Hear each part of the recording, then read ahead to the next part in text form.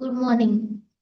આપણે આની પહેલાના લેક્ચરમાં સ્ટેટિક મશીન અને રોટેટિંગ મશીનનો તફાવત, સ્ટેટિક મશીન અને રોટેટિંગ મશીન કોને કહેવાય, અને કઈ કઈ વસ્તુ લોડિંગ અને અનલોડિંગ ઇલેક્ટ્રિકલ ઇક્વિપમેન્ટને કરવા માટે જરૂરી છે એ જોયું.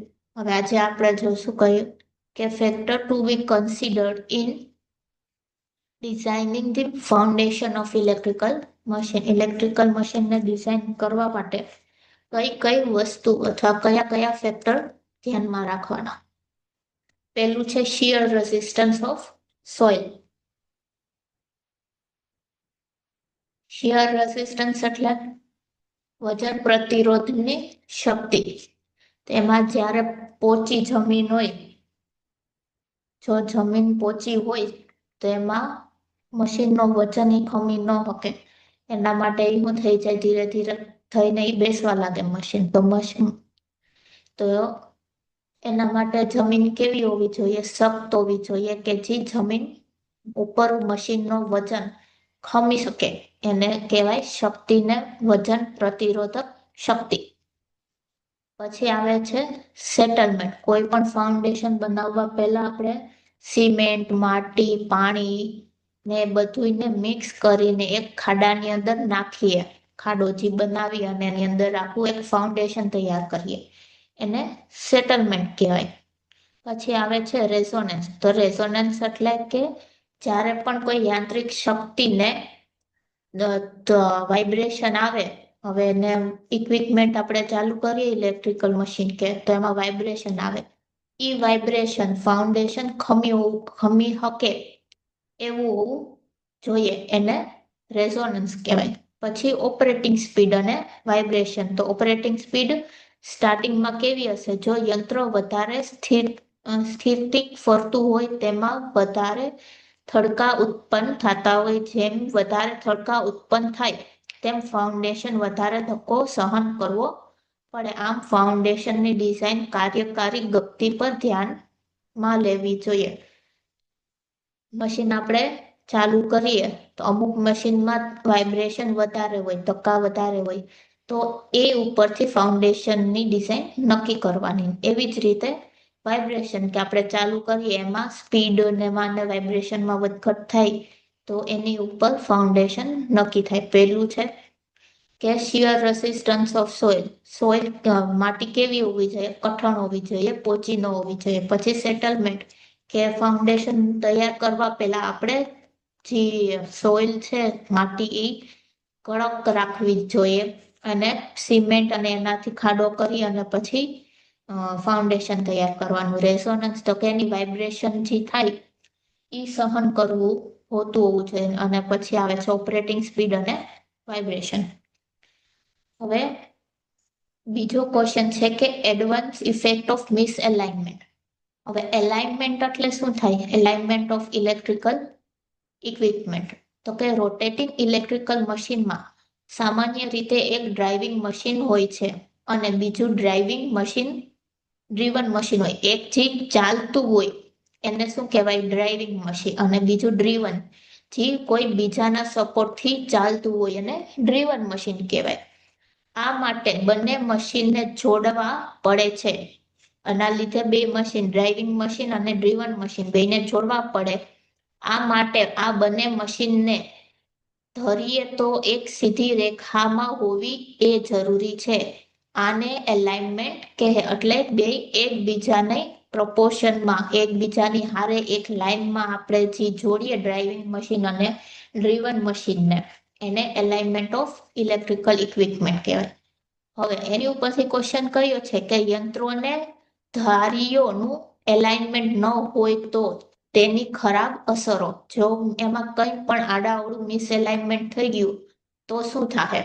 તો કે પેલું, જેમાં પુલી અને પ્લોટનો ઉપયોગ કરવામાં આવે. પુલી અને પાટનો, તો કે પટ્ટો પુલીને માધ્યમ ન રહેતો એક બાજુ ખસી જાય. એક બાજુ ખસી જાય તો શું થાય? ઉચ્ચ ગતિ પર પટ્ટો ઉતરી જાય. જે પટ્ટો હોય પુલી ઉપર એ ઉતરી જશે. બીજું આવે છે કે પટ્ટો ઉતરવાથી અકસ્માત ભય રહે.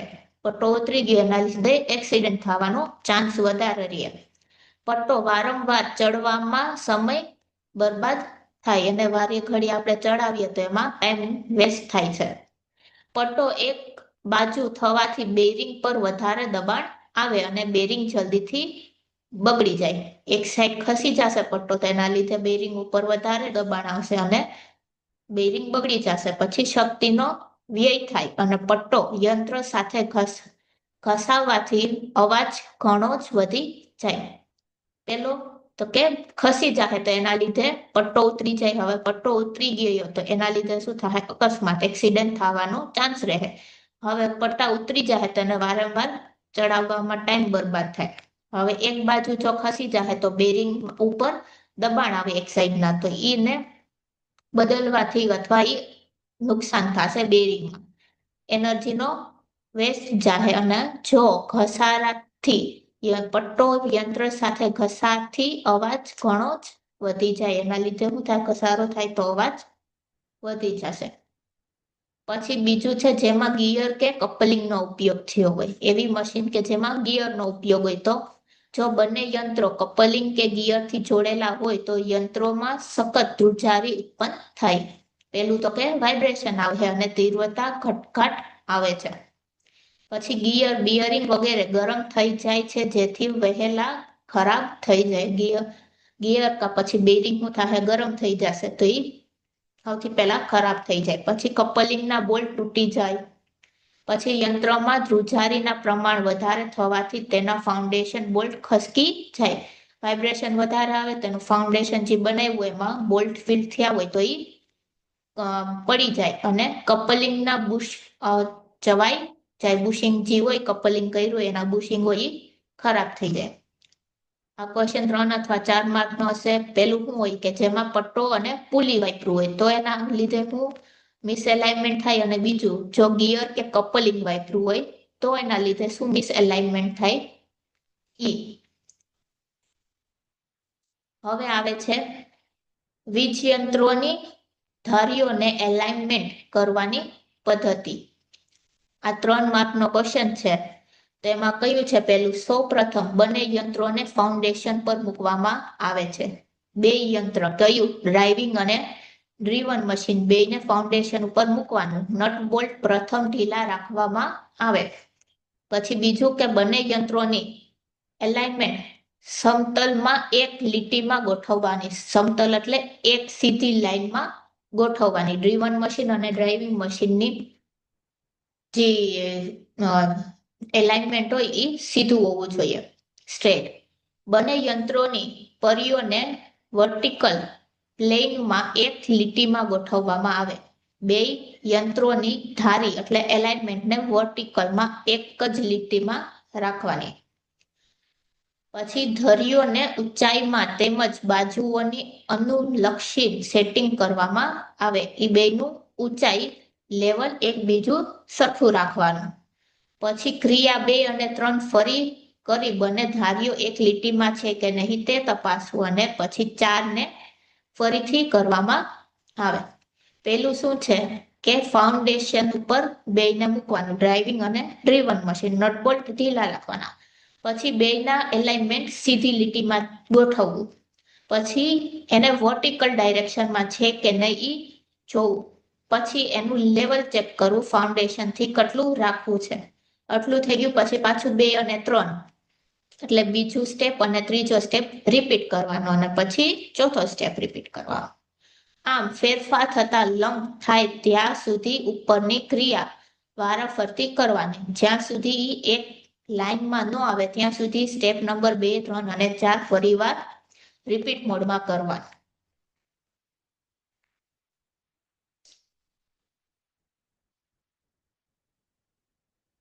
હવે આવે છે ક્વેશ્ચન કે ટ્રાન્સફોર્મર હોય આપણે એનું ઇન્સ્ટોલેશન કેવી રીતે કરશું. હવે ટ્રાન્સફોર્મર બે ટાઈપના ટ્રાન્સફોર્મરનું ઇન્સ્ટોલેશન બે ટાઈપનું આવે છે. પહેલું આવે છે ઇન્ડોર અને પછી આવશે આઉટડોર ટ્રાન્સફોર્મર.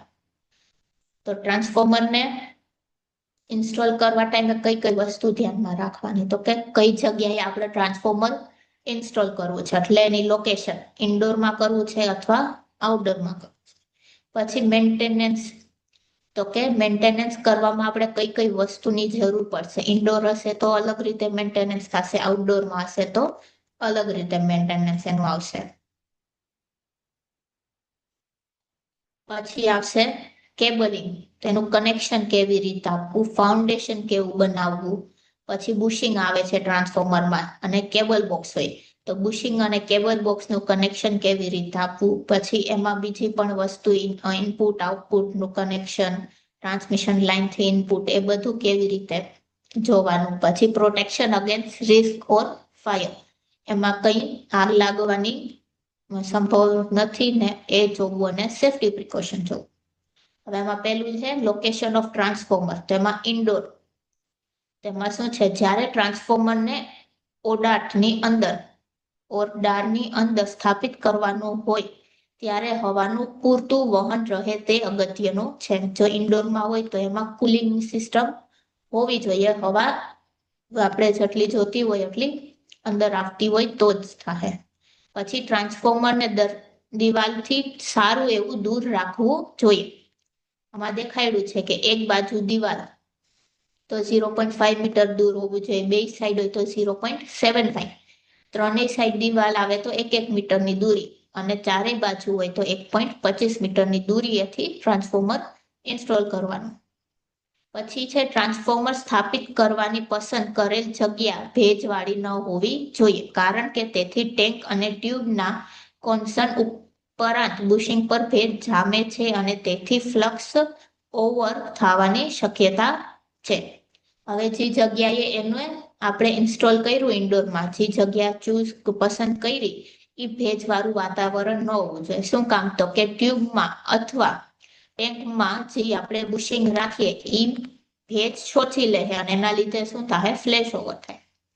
પછી ટ્રાન્સફોર્મરનું યોગ્ય કુલિંગ થાય તે માટે એરના ઇનલેટ અને આઉટલેટ પૂરતા માપના હોવા જોઈએ. કુલિંગ માટે એનું જે ઇનલેટ ટેન્ક હોય અને આઉટલેટ ટેન્ક હોય એનો સાઇઝ પૂરતી હોવી જોઈએ. પછી કન્ઝર્વેટરની ઉપર અને છત વચ્ચે ઓછામાં ઓછો 0.5 મીટરનું અંતર હોવું જોઈએ. ઉપર જે કન્ઝર્વેટર ટેન્ક હોય એની વચ્ચે અને ઉપરની દિવાલ વચ્ચે કેટલું અંતર હોવું જોઈએ, તો કે 0.5 મીટરનું.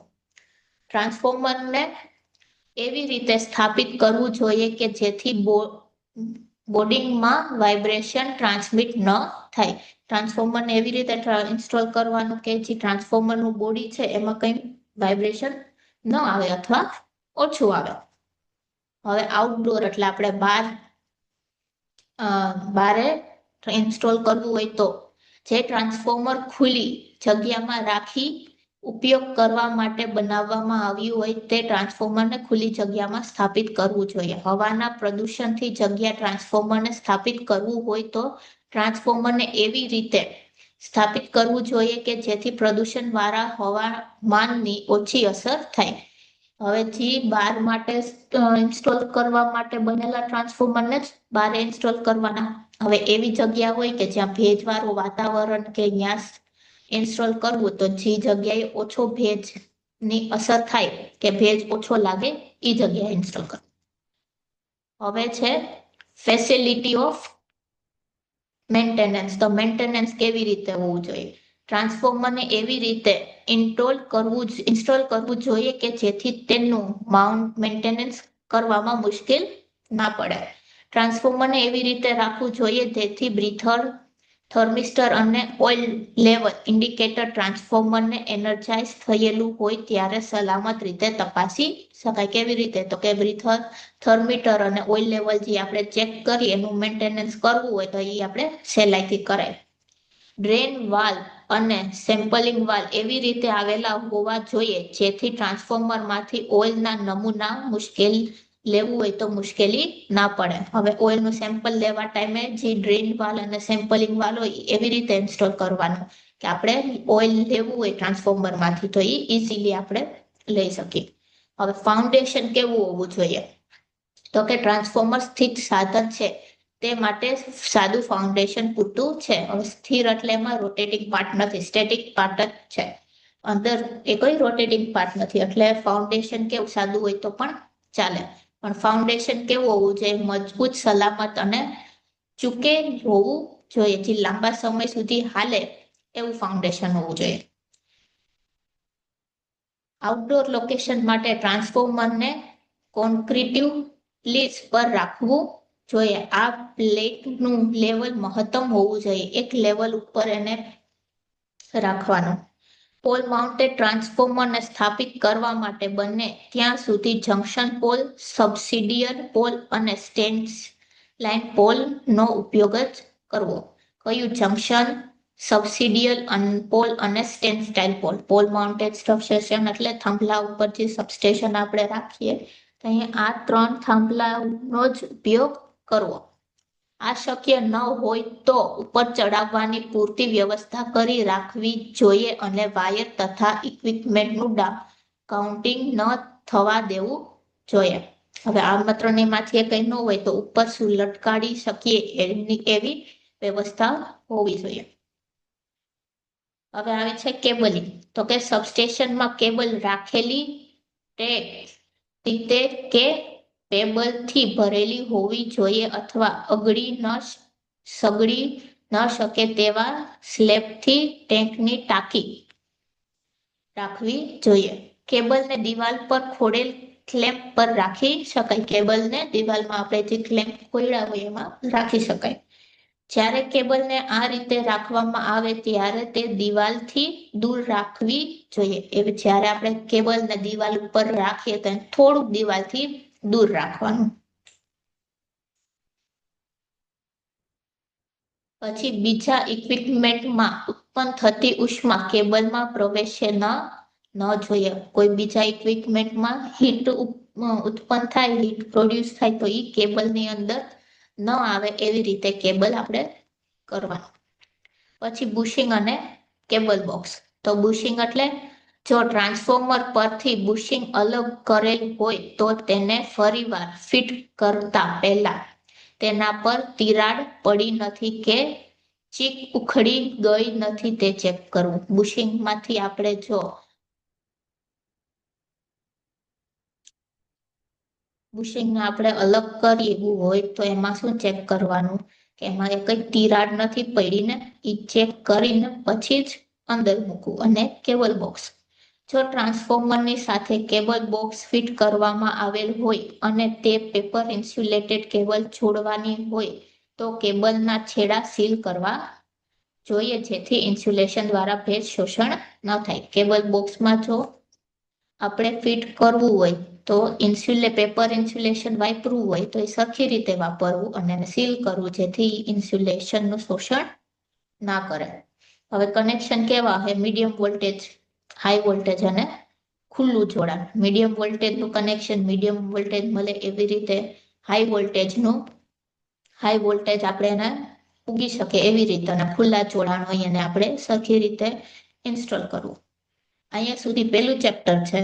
હવે નેક્સ્ટ લેક્ચરમાં આપણે સેકન્ડ ચેપ્ટર ચાલુ કરવું. પહેલા ચેપ્ટરમાંથી ટોટલ 6 ક્વેશ્ચન છે કે ટ્રાન્સફોર્મરનું ઇન્સ્ટોલેશન કેવી રીતે થશે, સ્ટેટિક અને રોટેટિંગ મશીનનો તફાવત શું છે, એલાઇનમેન્ટ કેવી રીતે કરવું, જો મિસ એલાઇનમેન્ટ થઈ ગયું હોય તો કેના લીધે થાય છે એ, અનલોડિંગ અને અપલોડિંગ કરવા માટે કોઈ પણ ઇલેક્ટ્રિકલ ઇક્વિપમેન્ટ તો કયા સાધનની જરૂર પડશે. હવે નેક્સ્ટ લેક્ચરમાં આપણે સેકન્ડ ચેપ્ટર જોશું કે મશીનનું ઇન્સ્ટોલમેન્ટ કેવી રીતે કરવું, કયા ટેસ્ટ કરવા, એ બધું. Thank you.